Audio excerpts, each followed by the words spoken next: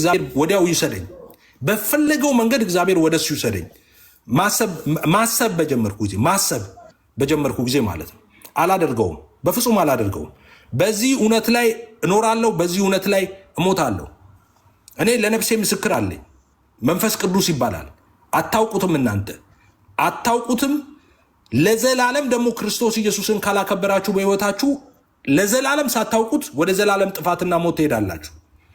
እኛ ለምንናገረውም ለምንኖረውም ለእያንዳንዱ ነገር መልስ አለን። በፍርድ በዛ ቀን ያለው ጳውሎስ፣ ያ ቀን ሲመጣ መልስ አለን። አንተ ከየት አምጥተህ እንደምትመልስ የዛን ጊዜ እናያለን።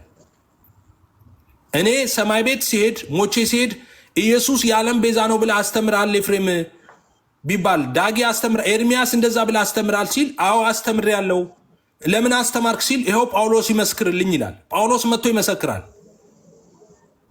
ይኸው ቃልህ እኮ ይመሰክራል ጌታ ሆይ ብሎ ቃሉን ምስክር አድርጎ ይቆማል። አንተ የዛኔ አሁን ለምትናገረው ለእያንዳንዱ የስንፍና ንግግር ኢየሱስ እንዳለ መልስ ትሰጥበታለህ፣ እንዳለ መልስ ትሰጥበታለህ። ማርያም የዓለም ቤዛ ነች ስትል ከየት አመጣው ስትባል ያኔ ምን መልስ እንደምትሰጥ እናያለን። ሰማይ ቤት ሄደ አዎ ኢየሱስ አማላጅ ነው እላለሁ። እኔ እጠየቃለሁ አንድ ቀን በዚህ አማፒ ስጠየቅ ምንድን ነው ምለው? ሐዋርያው ቅዱስ ጳውሎስ ናና መስክር እላለሁ። እኔ ነኝ ያስተማርኩት ኤፍሬምን የሞተው ከሙታን የተነሳው በአብ ቀኝ ያለው ዘወትር ስለኛ የሚማልደው ብዬ በደንብ አስተምሬዋለሁ።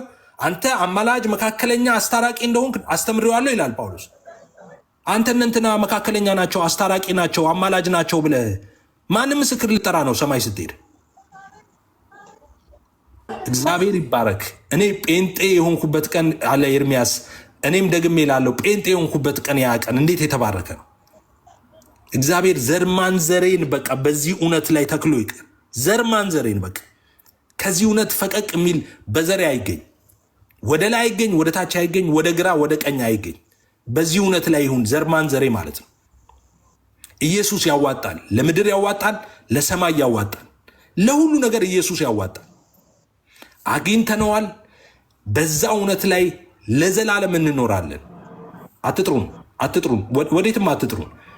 ስትጠሩን ይገባናል፣ ወዴት እንደምትጠሩን ይገባናል። እኔ መኖሪያ ቤቴ ቁጭ ብዬ አንድ ሰው ከውጭ ከጠራኝ እና ወደ ቤትህ እንሂድ ካለኝ የት ላይ ያስገባኝ እንደሆነ አውቃለሁ። ወዴት ነው ወደ ቤት? እንዴ ቤት ተቀምጬ አንኳኩቶ ጠርቶኝ እና ወደ ቤት ነው መወስድህ ይባላል እንዴ? እንደዛ አይሆንም። አውቃለሁ። አውጥተህ ከቤት ስትወስደኝ የሆነ ቦታ ልትወስደኝ እንደሆነ ይገባኛል። እኔማ ቤቴ ነው ያለሁት እንዴ፣ ጌታ ባለበት በዛ ነው ያለሁት። እኛ የተከተልነው እውነት ትክክለኛነት የምናረጋግጠው አባቶች ካስተማሩን ብቻ ይመስልሃል እንዴ? የእግዚአብሔር እውነት ከነገረንም ብቻ እኮ እንደሱም እኮ አይደለም እኮ። ያ መንፈስ ከመንፈሳችን ጋር ይመሰክርልናል ይላል። እኔ እኮ ለቤዛ ቀን የታተምኩበት መንፈስ እሱ እኮ ምስክር እኮ ነው ለእኔ። ብሞት አሁን መንግስተ ሰማይ ገባለሁ ምለው ዝም ብለው የጎረምሳ ፉከራ ይመስልሃል እንዴ? አይደለም እባክህ። እንዳናንተ ደረቅ ፊደል አንብበን መተን እኮ አይደለም ምንጮኸው። መንፈስ ቅዱስ በውስጣችን አለ ይመሰክርልናል እያልኩ እኮ ነው። እኛ ጋር ክርስትና ሕያው ነው።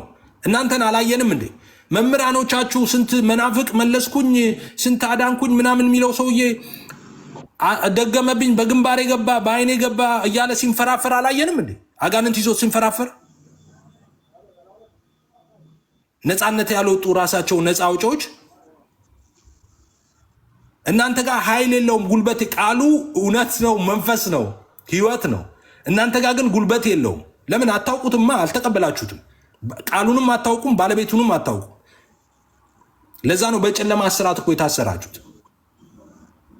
ለዛ ነው መምህራኖቻችሁ ላይ ጭምር ሰይጣን እንደፈለገ የሚቀልደው ማለት ነው። እኛ ጋር ና እንዴ ትቀልዳለህ እንዴ?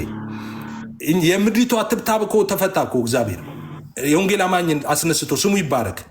የሆነች የተበጣጠሰ ኮንጎ ያደረገች፣ የተበጣጠሰ ነጠላ ጫማ ያደረገች፣ የተበጣጠሰ ነጠላ አድርጋ የምትሄድ አንድ ጴንጤ መንገድ ላይ ብታገኝ አቤት አቤት ያላት የእግዚአብሔር ክብር።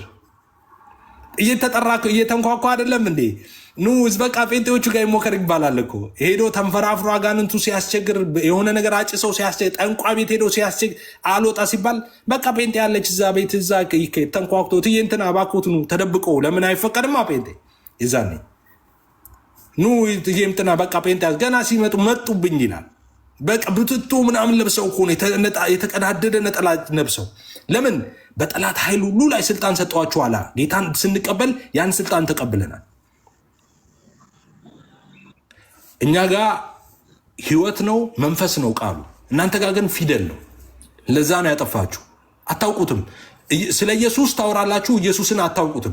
ስለ መንፈስ ቅዱስ ታወራላችሁ፣ መንፈስ ቅዱስን አታውቁም። ስለ አብ ታወራላችሁ፣ አብን አታውቁም እና እሱም አያውቃችሁም እናንተ። በነገራችን ላይ ይቅርታ፣ ለምንድን ነው ብዙ ያወራሁት? ምሕረት አድርጉልኝ ወንድሞች። ኧረ ቀጥል ቀጥል ፕሊዝ፣ ይደርሳል። ኤርሚ ጨርሻለሁ። ቀጥል፣ ሀሳብህን ጨርስ።